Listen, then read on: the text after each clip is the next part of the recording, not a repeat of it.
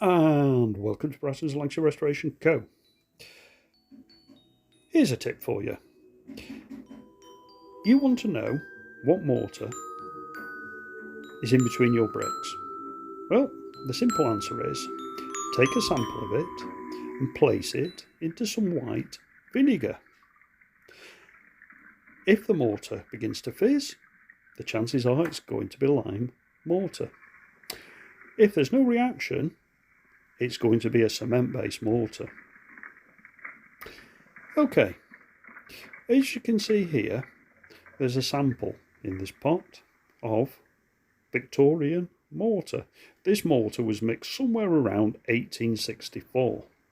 And when I put it into the pot, it did fizz, as I expected.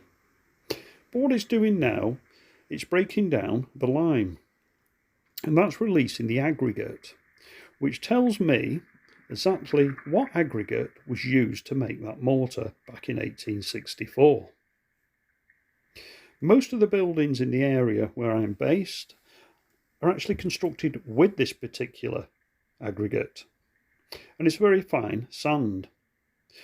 And I assume it's beach sand because it's on the coast, and it was obviously in abundance in the area, because the Victorians tended to source things from the local area.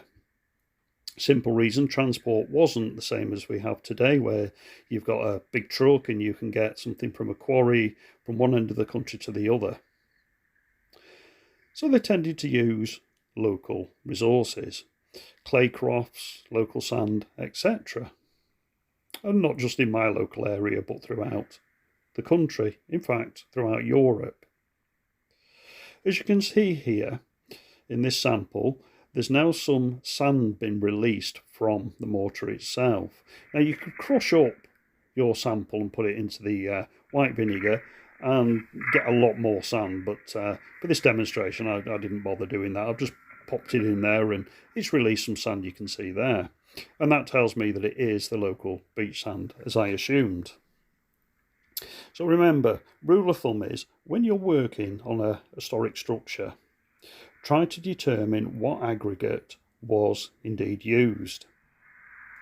It's good practice, because a lot of the time when you're working on historic buildings, especially grade 1s and 2s, you need to work on a like-for-like basis. So you want the correct lime and the correct aggregate. The building that we're working on at the moment, the Trawboat Inn, we didn't get any filming in on it this week. Well, we did, but we lost the footage, unfortunately, through a technical error. So I'll put you together this little video to give you an example of how to determine what mortar's in your building. Well, I hope this has helped. I hope you've enjoyed it. If you have, give us a thumbs up as usual. If you subscribe, thank you very much. If you haven't subscribed, please feel free to do so. And we shall see you next week in another episode of Messing About with Old Buildings. See you soon.